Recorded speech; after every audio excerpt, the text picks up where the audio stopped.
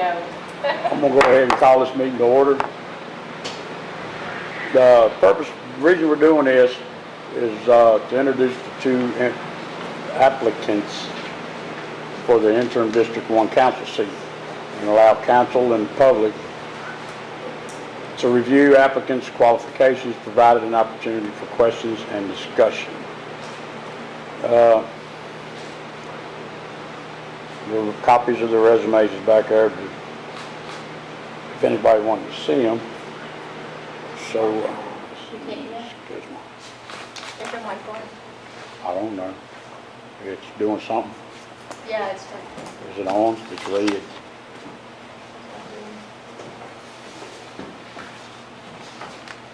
What I'm going to do now is, did y'all hear it, what I was saying about why this meeting's called?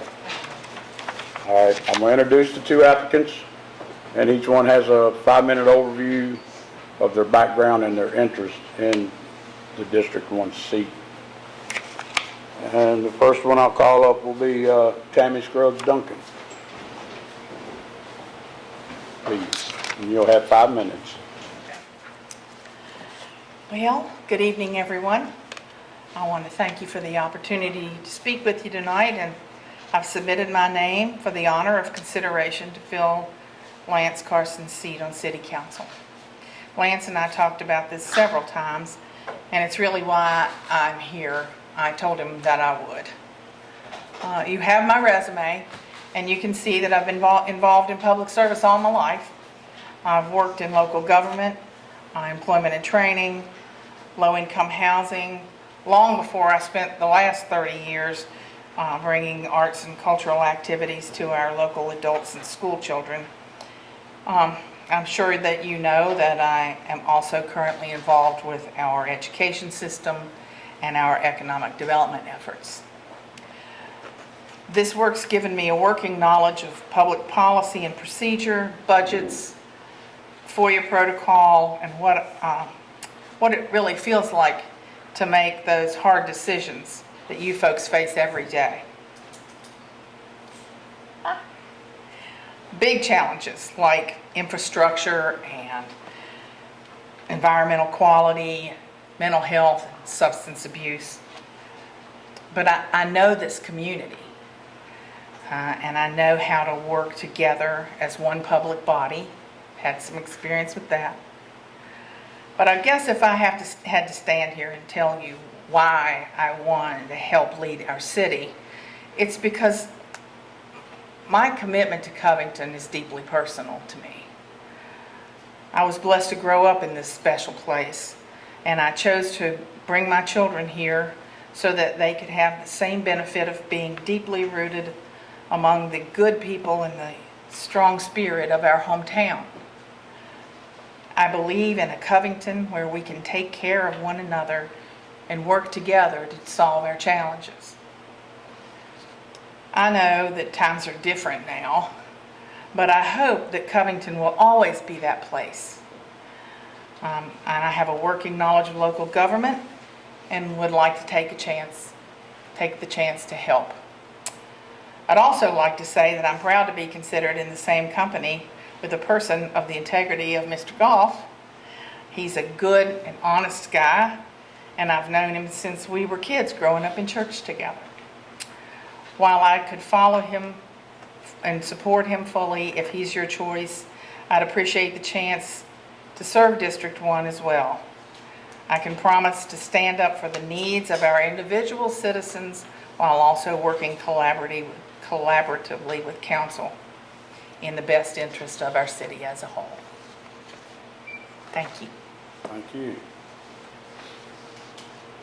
All right, and the next applicant will be David Goff.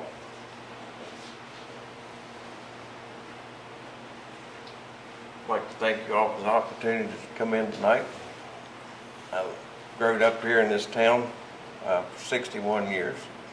I've been a successful business owner thanks to the people in Covington that support me. And I would like to support this city and see it continue to grow and where everyone can work together.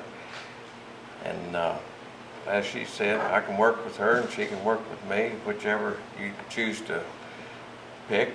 But I would like the opportunity to work with you all and see this city continue to grow. We need to work on our infrastructure. We need to work on getting grant money in here so this town can continue to survive. It's struggling in many places right now with things and need help. And I'd like to be a part of that and try to help get it done if y'all give me the opportunity. And I appreciate you all. I've not worked in local government, but I am a business owner, a successful business owner. And I would like to have the opportunity to share that with you all and pass it on to City Council and see what we can do together. I'd like to thank you all very much for having me. Thank you. All right, now we're going to have a question and answers time where the public would like to ask any questions. We'll take the candidates one at a time. Like to ask any questions of the candidate, they may. The public has 2 minutes to ask for the 2 minutes per question. And we'll start with Tammy, and council members are also included in the question and answering. And we'll start with Tammy first, if there's anybody like to ask some questions of her. How would you go about keeping the residents informed of the goings-on of the city and council and what they're trying to do and doing and so forth?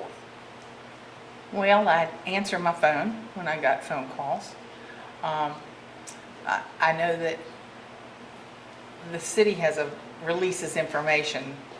I don't think I would use social media for that because I think that's a policy that's not good.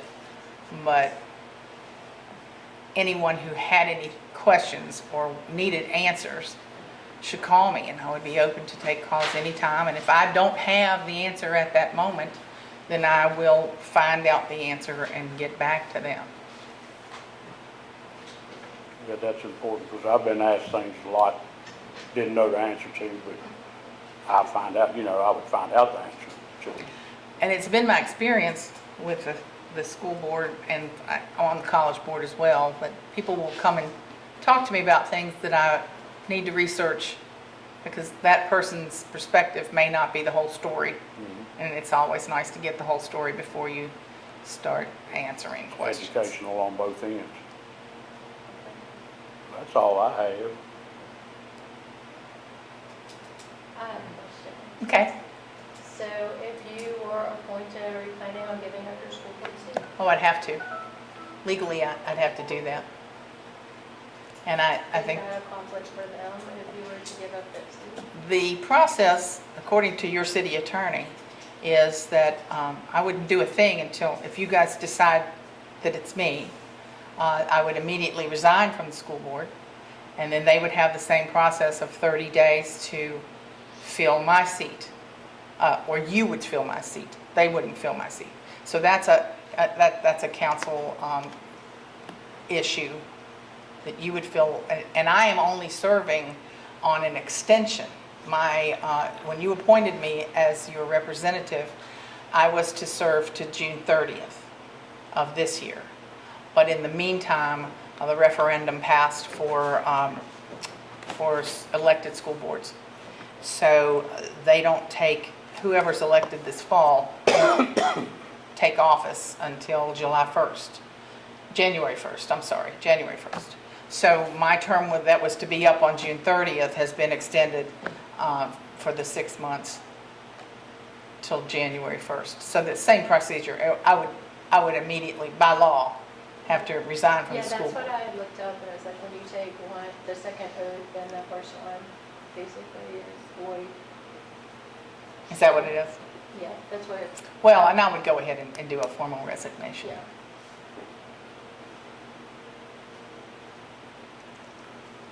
Anybody else?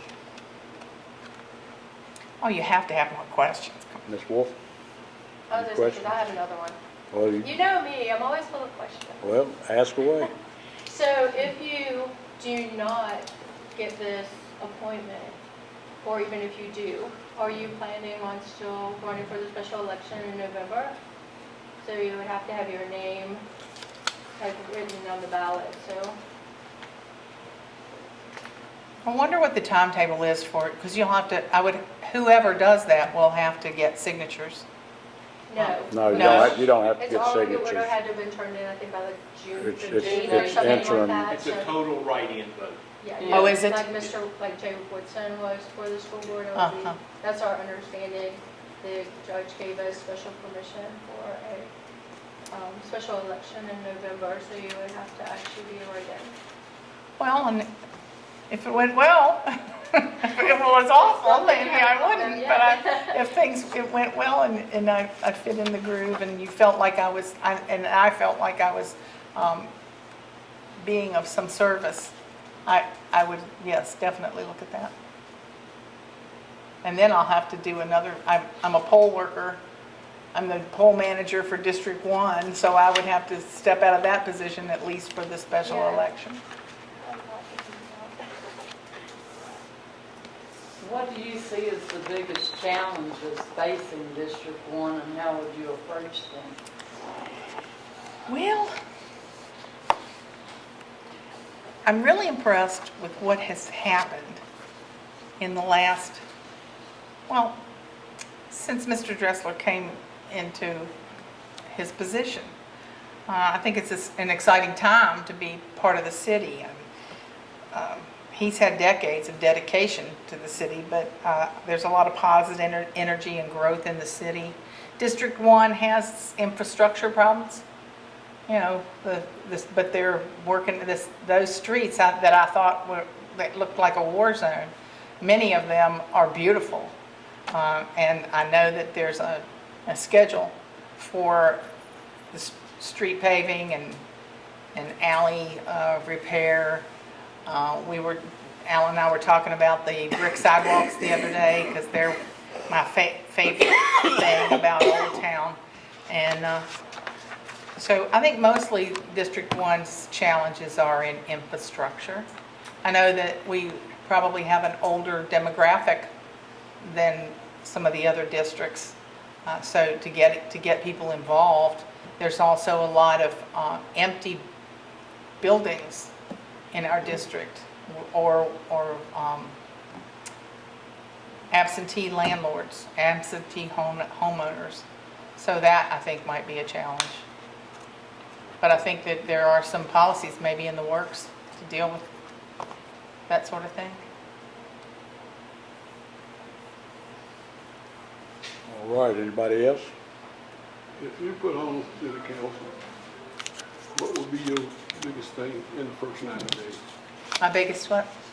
Objective, to see what you were doing in the first 90 days. What would I do in the first 90 days? Probably keep my mouth shut and learn, really, because while I have experience, I don't know all the details. So I would probably follow your lead. You already have systems in progress for at least the first 30 days. But I feel more like, like a team player. Like wouldn't want to just jump out there and start doing stuff. I would like to go around door to door in the district and get to speak to the constituents in the district, just to introduce myself to them if they don't know me and find out what their concerns are. So I could do that in the first 30 days. But I really would like to sit down and sit back and become accustomed to what you all have going on and really learn first.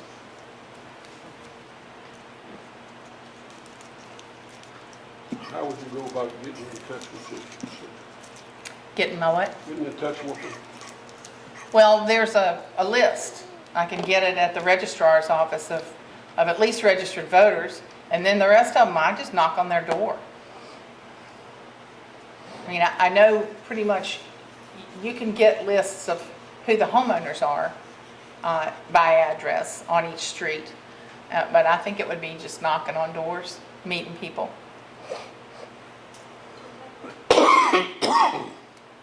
All right, anybody else?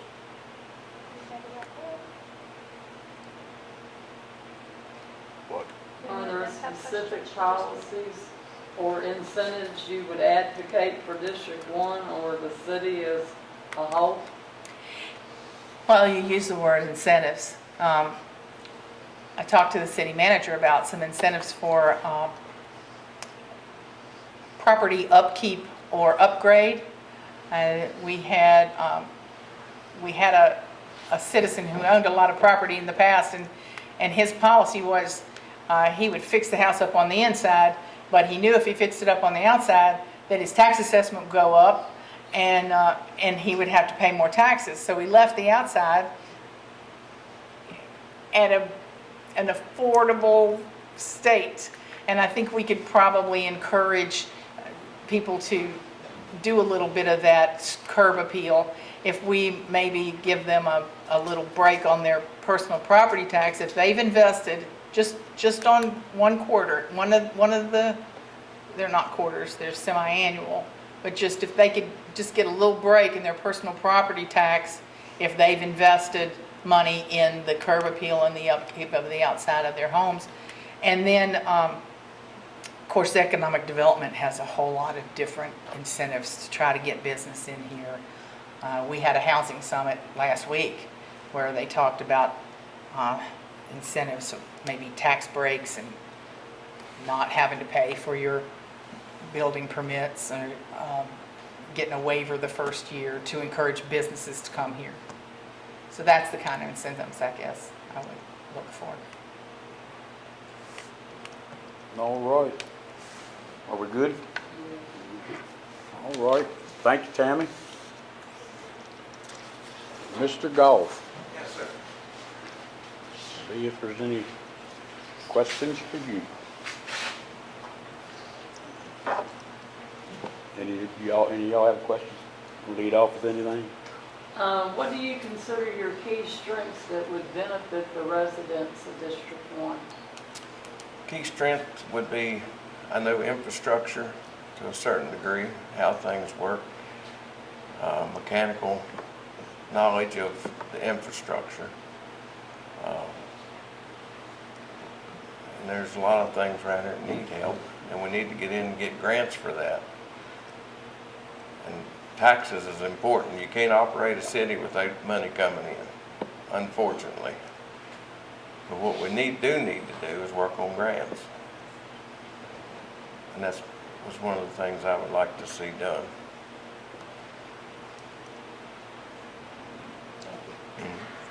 What do you think the biggest challenges in your district are? Biggest challenges is we've got dilapidated property. We need road repair. There's a lot of things that needs to go on. Rivermont School needs something done with that. There's a lot of things that needs to be looked at and taken care of. And try to get business in here, in these empty buildings and places.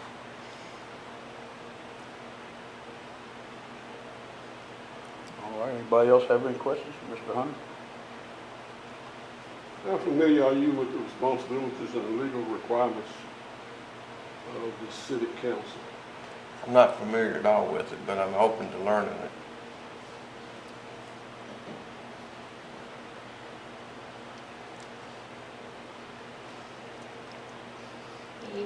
You?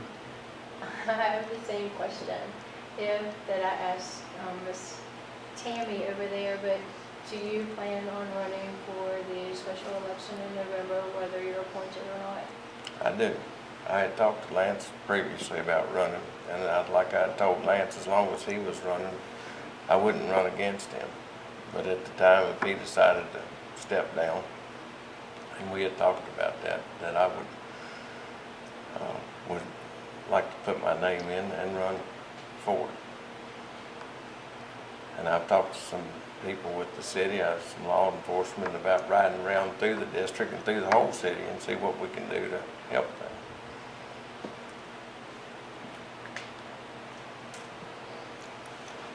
Anybody else have any questions? So just a quick update on the Rivermont facility, plans, are being sent as we speak to our Developmental Services Office, Mr. Tyree. So we would hope to begin hammering and nailing, so to speak, between the latter part of this year and the very first part of 2026.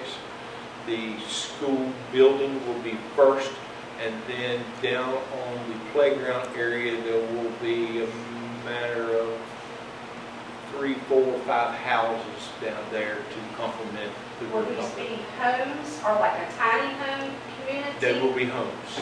They will be homes. And of course, Vermont School. Baby, do you remember off the top of your head how many apartments were getting in there? Well, I won't say Somewhere in the that. neighborhood of possibly 4 or 6. But Yeah, just between 35 and 40 apartments in the Vermont side of the south. Wonderful. That's great. so, but yeah, the Vermont building is underway, and we do have another school building that we, the city, own in the south end of Covington, Edgemont, and there are some encouraging things on that front as well. Actually, you move in one direction, and then all of a sudden 2 or 3 other things show up. But It's like a chain reaction. housing is a real need. I appreciate the compliments about the summit that we just had. And today we were fortunate to do a media interview with the Allegheny Journal. We spoke of the summit, how all the governments are working together in the need for housing. It's much needed. In the name of chicken and the egg, we do have a 100-acre pad site that's ready. We need to be prepared for housing. So we're diligently working on that. Good comments from everybody. Questions? Any other questions from the audience? Guest here? All right, well, Dave, I guess, thank you. Appreciate it. Thank you. All right, Tammy. Anybody in the audience have any questions for Ms. Scruggs-Duncan? I want to try to get this buttoned up, get it finished, and then you can address the council if you'd still like to. Oh, yes. Okay, all right. All right. I want to thank both of y'all for being here and expressing interest in that seat. It's disheartening that this chamber's not full. Very. There should be more people interested in this. They'll be the first ones that'll fuss, but that's okay. You know, you get used to it. And tonight's meeting was just for information and discussion only. And there will be a formal vote on the interim District 1 council seat. It's scheduled for Tuesday, September the 2nd. And applicants' resumes will be available for review. And I think that's about it for tonight, so I'll go ahead and adjourn this meeting. You get a second? Second. All in favor? Meeting adjourned.